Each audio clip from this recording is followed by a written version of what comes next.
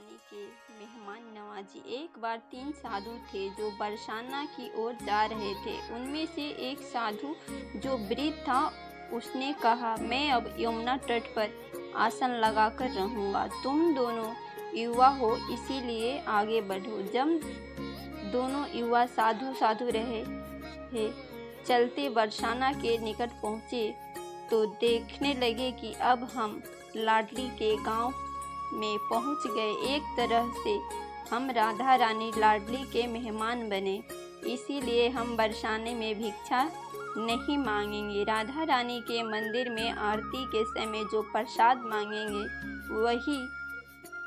वही खाएंगे, और अगर कोई भोजन बनवाएगा तो कर लेंगे, अन्य किसी से नहीं मांगूंगा। दोनों साधुओं ने मजाकिया लहजे में ऐसा कहा।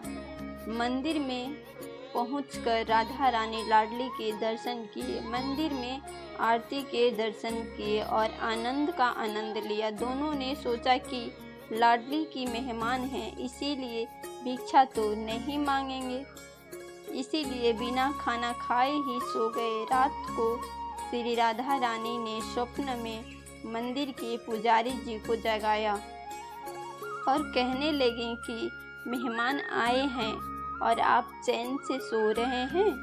पुजारी जी आश्चर्यचकित होकर देखने लगे कि मेहमान कहाँ हैं, और श्री राधा रानी कहती हैं कि 2 साधु हैं जो बिना भोजन किए सो गए। पुजारी जी जल्दी से उठते और साधुओं को ढूंढकर उन्हें जगाया। उन्होंने कहा कि आप श्री राधा रानी के मेहमान क्या हैं? राधा रानी।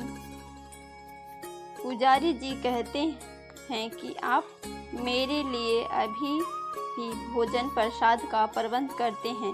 पुजारी जी मंदिर में जो भी उत्सव का भोजन प्रसाद बचा हुआ था उसमें लोंगड़, खेर, रसगुल्ले और जो भी भोग प्रसाद बचा था वह जल्दी से दोनों को ग्रहण कराते हैं और करा दिया।